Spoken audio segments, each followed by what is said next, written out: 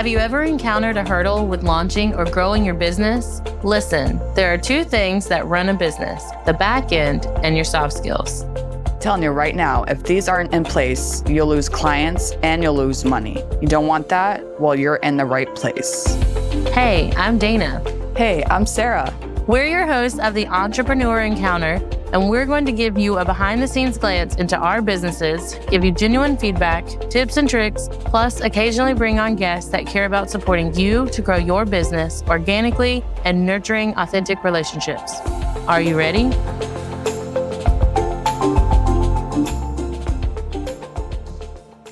Attention service-based entrepreneurs, unleash the power of Pinterest with a professionally optimized business account. In case you're new here, my name is Dana, co-host of Entrepreneur Encounter, and I want to be your Pinterest setup specialist. Together, we will tailor your Pinterest presence to your brand and audience, optimize your profile with captivating visuals and descriptions, develop a strategic pinning plan to reach your target audience, and then integrate Pinterest with your other marketing channels so you can repurpose instead of working harder. Then, if you love your Pinterest account setup, I do have ongoing support packages for continued success. So if you've been wanting to unlock Pinterest potential for your wedding planning business, contact me at my website, ddvirtualmanagement.com, and we can get started. Welcome back to another episode of Entrepreneur Encounter, the show where we share the insights of running the back end of your business along with personal development. We're your hosts, Sara and Dana. And today we're diving into effective teamwork with the power of affirmations. That's right. We're joined by a special guest who will share insights on incorporating affirmations to help get rid of the negative narratives our brains often create. As someone who has an app for that with daily constant reminders of, I can do hard things, I am a strong person, I'm super excited about this episode, and I have been excited while we waited to record it. So let's introduce Denise.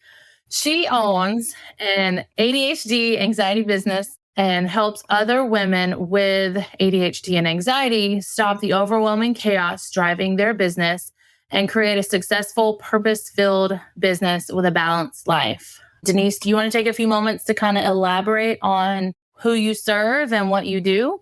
Absolutely. I am a business coach for mainly women who have ADHD and or anxiety.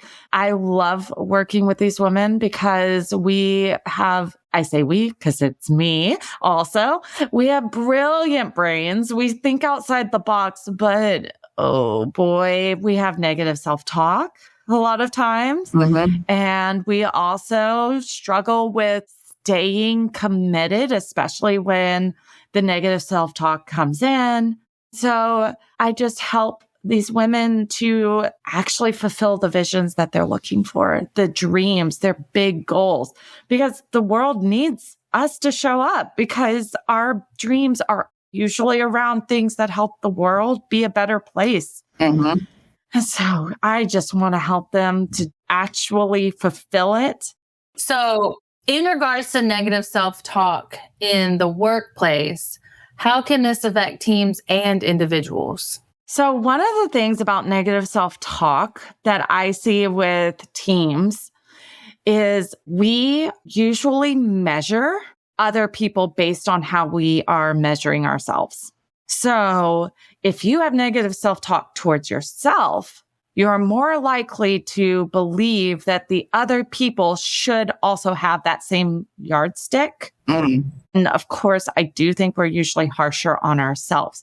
But when you start to forgive yourself and have grace for yourself, you start to give that same grace towards other people as well and see them in a more positive light.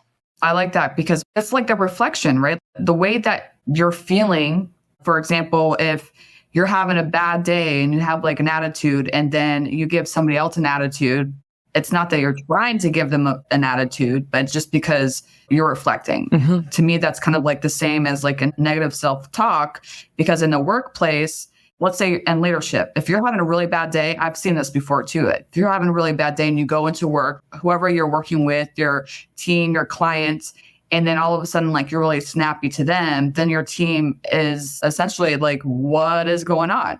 So you have to, I guess, one, leave the attitude at the door, or talk to somebody about what's going on before you give that negativity to somebody else. That's how I see it.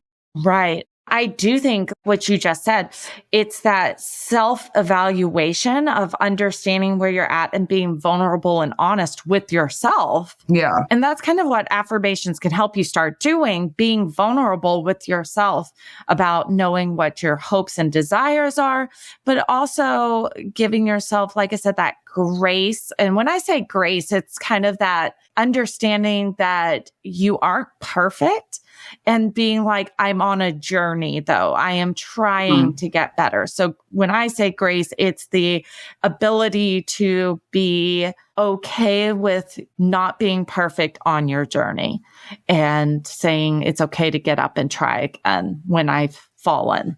So when you are checking yourself at the door, the affirmations start to help you to be more vulnerable with yourself so that when you come into the workplace, you can be a little more honest about, yeah, I am honestly having a rough day, so please bear with me. Mm-hmm. And when you start to be more vulnerable and honest with others, they feel safe enough to start being vulnerable and honest with you too. Yeah, that's a really good point because, again, you're setting the tone for the day. You're setting the tone for the people that you're around, because if you're just going to walk into work and then just be all negative about everything, then that's going to trickle down to the people that are around you. And then they're going to feel that energy. And then the day is not going to go good for anybody. No. So I'm also a math major. I almost said former math major, but I majored in that. So that's my degree. So I'm still a very analytical person when it comes to, let's say, affirmations and the ability for it to shift things. And therefore, when I think of affirmations and why you should actually use them, I think about, as a business owner, I want to be able to create more time to do my work from a purely income generation idea. So in a previous life, I worked for a consulting firm where literally your hourly wage was, they charged their clients based off of the hours you worked. And every person had a different charge based on the number of years you've worked and things. So it started to show me how businesses are run and the importance of having your team actually show up in the best light.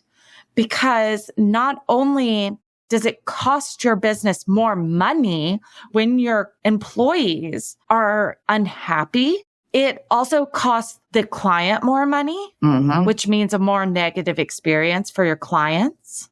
It causes you more anxiety outside of work, which means that in some ways you are going to pay for that anxiety somewhere. It all has a cost. Yeah. Right, Dana? It all has a cost. You laugh because it's true. It's definitely true. So in my mind, affirmations to set the tone, an open dialogue with your employees around what is going on instead of forcing everyone into a box of, you must be this way. You must be feeling this way. You have to show up perfect every single day. That's going to cost your business more money in the long run. Yeah. It's going to cost you employees because they are struggling. You're not helping them. So they're going to burn out and need to go somewhere else. It's going to cost you clients and reputation if your products aren't going as well. Affirmations can really impact your bottom line. And it's an easy way to start generating more income, whether it's a money income or even just a reputation. All of these things end up helping your business in different ways. And affirmations can really impact it. You're investing into the people that you're working with. And it actually just starts with you investing into yourself. Exactly. I agree with that. Whoever's in your space, if you want them to succeed, then you need to look at you first. Like, where are you at? So like, if you're leading a team, you're leading by example. So you have to not fit everybody into one box. Communicate with your team and make sure that they're in the place that they need to be. And if they're not, then what are you going to do to help them get into that space? I like having the comparison of it costs not just money, but it costs your time and energy. It costs in so many different ways. But money is like a big driver for a lot of people. So obviously it's at the top of the list. But think about if your negativity or your barking at them is what I call it, then they get defensive. And if they're like me, like if someone barks at me, then I start like slipping into that funnel of, oh my gosh, what did I do wrong? And I'm so focused on not making a mistake that work gets slowed down and I end up probably making more mistakes. Yeah. Because I'm so stressed out about not disappointing someone or having someone come and bark at me again. So that's interesting. I like it. And I think the reason I always bring it back to money is it's so tangible. Mm-hmm. It's so easy to see like, oh, if your bottom line is being affected, then therefore now we should invest. It's sometimes hard to put a money value on your mental health, for example. But obviously, as a math major, I need to. That's something I actually would value, this idea of you are not just investing time. Like we can obviously showcase like, Dana, if you were not barked at one day, how much were you able to get done? Versus a day you were barked at, let's now do the same thing. How much can you get done? You would see that difference in time, but time is money. So therefore, they've lost money by barking at you. And that's what, if you are a team leader, understanding that if you are not in the best headspace, you are going to end up spending more money, more time, more energy, actually hurting the company when you're not working on yourself. Oh, yeah. I have to agree with that. Most definitely. So like, can you give some examples of some of the affirmations that you would recommend, like a leader, to help with the negativity or negative self-talk and to help have effective team? Yes. Well, one thing, I'm going to really quickly define what I call affirmations. Mm-hmm. Many of us grew up with the idea that affirmations are just positive words, right? Like, I'm good at this. I am this and I'm this. Those are just almost like statements to me. Those are good. But affirmations are helping you to move forward by looking for things you want to be true, but aren't yet true. They're not impossibilities. They're things that you are hoping for. So let's say if you're a team leader, you might be wanting to be a wonderful team leader, a vulnerable team leader, but you know right now you're struggling in that. Mm-hmm. So you would tell yourself, I am a safe space for my employees. Now, the benefit of saying these things, and, you know, we've all heard about self-fulfilling prophecy. Our brains are really good at telling us, I'm not good at this. So when you are telling yourself over and over again, I'm not good at this, there are neural pathways in our brain that I always think of like the 1800s or 1700s. When did they go across the country and the wagons? But if you are thinking of neural pathways, like the old-timey trails that the pioneers would go across, those pathways, if you are blazing a new one, it's hard to get through it.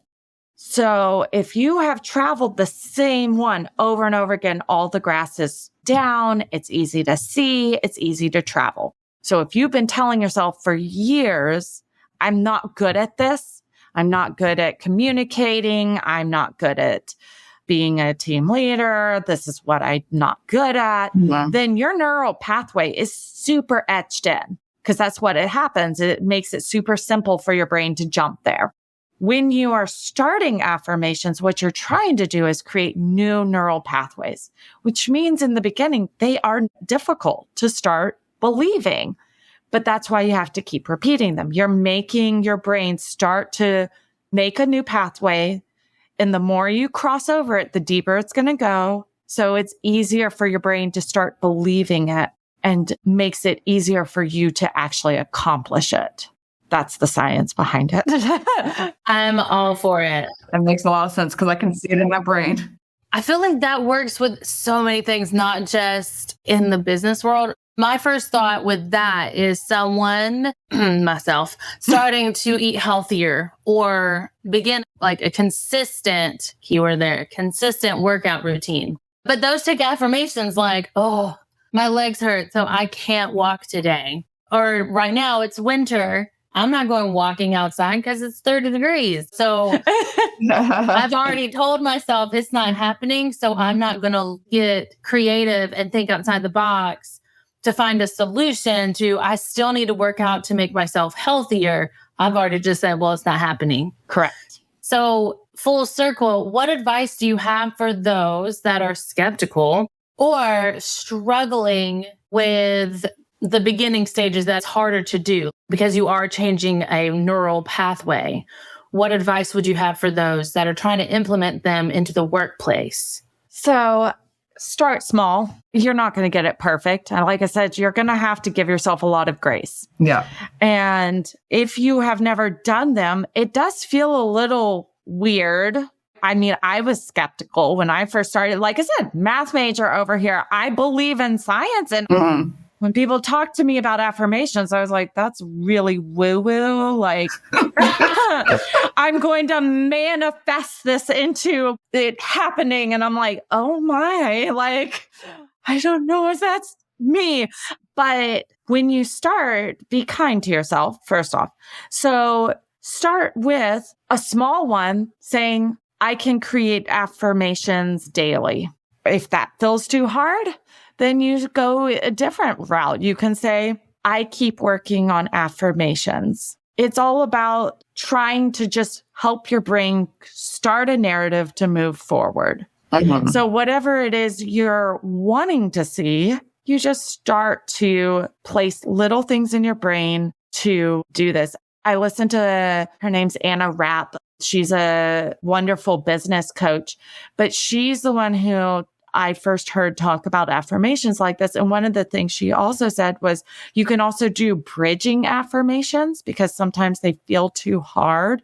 Like, let's say your affirmation is around being a safe space for your employees, but it's too hard to say, I am a safe space for my employees, because that's just not what I am right now. Yeah. I am on my way to being a safe space for my employees. Ooh. So kind of this, just changing it just a little bit, but helping you to bridge it if you just can't go there yet. I like that. You want to be there. So what is the other way? I like that because there are times when you are not necessarily ready. You know, you're not sure how to get there. And it's like, what is that saying with a habit? Like if you start a habit and it takes how many days? 30, 60 days? Like, you know, I want to start drinking water. I need to like up my water intake. And it's that habit. If you start doing it every day and pushing yourself to do it every day, then after so long, it just becomes part of your routine. That's kind of what I see the affirmations being like that in a way. Yes. And you just don't have to make it as complicated as you think. Yeah. I've heard some people like to write them. Personally, I found that cumbersome, so I don't write my affirmations. And everyone's different, right? Like there's no judgment for the writers. Yeah. Go for it. If that's how you do it, go for it. I have them on sticky notes sometimes, stuck around places so that I see them visually. I literally wrote with a Sharpie on my mirrors some affirmations because why not? Like it's about exposing yourself over and over again. I have recorded myself doing affirmations for what I need to be hearing at that time so I can listen to them.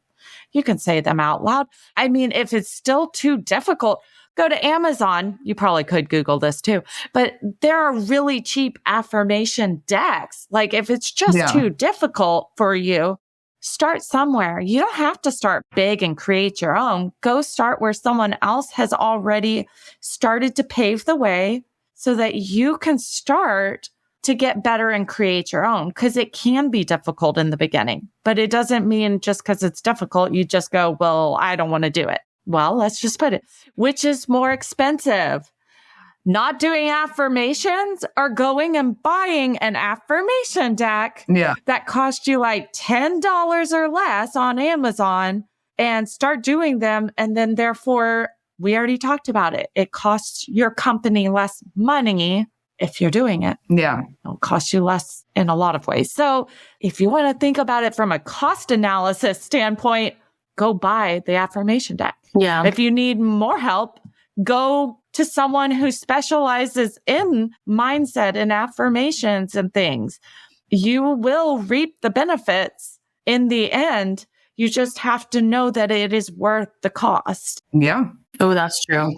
And when you're speaking of the costs of like your employees, and especially when they leave or when you have to hire somebody new, on an average for somebody that's making $20 an hour, you're spending about $50,000 on hiring a new person. So to create a safe space, to be there for your team, to make sure that productivity is on point, you want to make sure that you are there for your team. Because if not, then yes, it's going to cost you the time and the energy and the $50,000 plus a year just to have a new team member.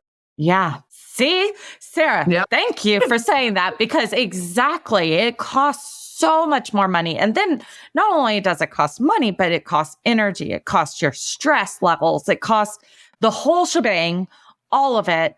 Is it worth it when you could also pay for someone to help you with that mindset so that you are happier?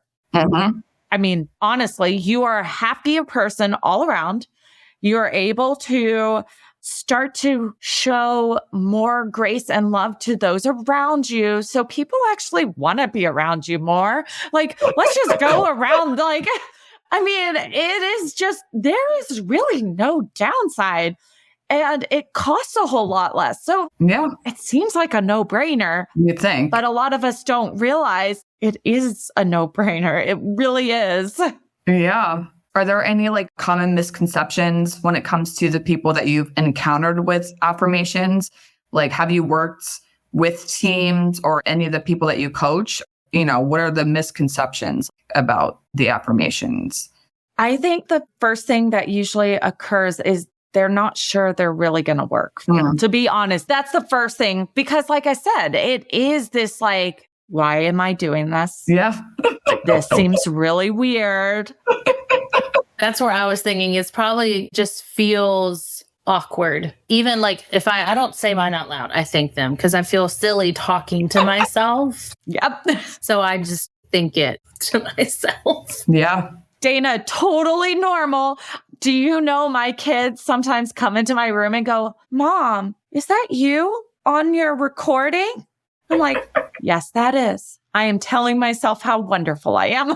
And so like, I'm normalizing it to them like, oh, it's okay for Mom to say she is a wonderful mother, even though sometimes I'm like, I do not feel this. Like, it's that normalizing. It's okay to want to be better. The common misconceptions, you know, when people feel like it is awkward, you know, I talk to myself. So I'm okay with doing that like out loud because no one's home. So I'll talk to myself. Yes. But no, I get that because sometimes when you're starting something new that seems kind of silly, then that's when people are like, I don't know if I want to do this. And then if there's something else aside from affirmations that will help you, then if the affirmations don't help, then maybe figure something else that will help you get into that positive space. Yes. And what I was also going to say about a misconception, affirmations, the other side of it that's really wonderful is it helps you to lean more into believing that you actually have good thoughts, good ideas, and you can trust yourself more. Mm-hmm. So I started exploring affirmations after I left the workplace because I actually had this amazing support team where I worked previously. I worked for a bank for 10 years. My team was amazing and stellar at giving me affirmations. So I just leaned into them all the time. I got my fill of, oh, I'm so amazing from my teammates saying, you're so amazing. So I didn't need to lean into my own beliefs. So I just leaned into them all the time. Like, Can you give me affirmations? Like basically fill me up right now. But when I left to start my own business, I did not realize how much I was leaning into everyone else's belief system because I just didn't have my own. And so I had to start affirmations to actually start really believing in my own greatness, in my own value, in my own worth. And as an entrepreneur, especially, I needed to learn to listen to that inner voice inside of me, that inner dialogue going on, and trust it. Yeah. Instead of constantly going for outside validation. So as a team leader, yes, it's good to be able to hear affirmations from those around you, but you really also need to be able to lean into your own intuition, trust yourself, know that what you're really good at, what you need to lean into others for. And that way you can build a solid team around you. Yeah, for sure. With that thought process, before we wrap up, could you share a practical affirmation or exercise that our listeners could use today that would help them lean into their own intuition and to trust themselves? So one affirmation as you are starting a practice, I would definitely use, I am worth investing into. Just that statement alone starts to move the needle towards this is worth it. I believe I should invest, whether it's in mental health stuff, whether it's in leadership, whether it's in other trainings. But shifting into I am worth it will definitely help you to start moving in the right direction. I love that. So for our listeners, where can they connect with you? So I do have a Facebook group. It's for ADHD and anxiety business owners. The big thing that I talk about in there is being outside the box because we are very outside the box and most of us don't fit inside the box. So kind of breaking and leading our businesses in our own direction without having to fit ourselves into a specific program that must be done this way.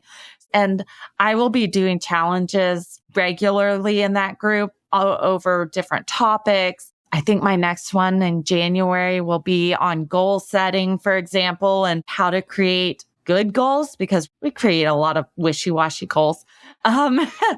So helping business owners actually create goals that are obtainable so that you keep pushing yourself instead of creating goals that just you can't actually measure yourself anyway. You can't do it. So you can definitely join that Facebook group if that's of interest to you, but we'd love to have you. You can also just follow me on Facebook. I mean, I am a very open book. Friend request me. I love friends. You can also go to my website, the ADHDbusinessowner.com. Oh, perfect. Thank you so much. We'll have all that information in our show notes so when our listeners can find the information. Well, thank you, Denise, for being on our show today. It was really insightful. I really loved our conversation. Well, thank you so much. I enjoyed it too. Have a great affirmation day, right? Yes. Yes, exactly. As always, all the information is in the show notes. Until next time. Bye.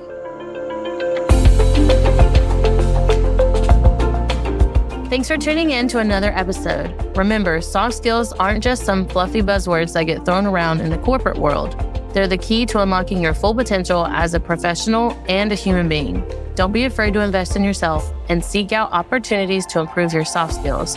Sara and I have a variety of workshops, online courses, and complimentary clarity calls for you to practice in real time with us. Links are always in the show notes. And be sure to join us next time for more insights, tips, and tricks to help you succeed in your entrepreneur encounter.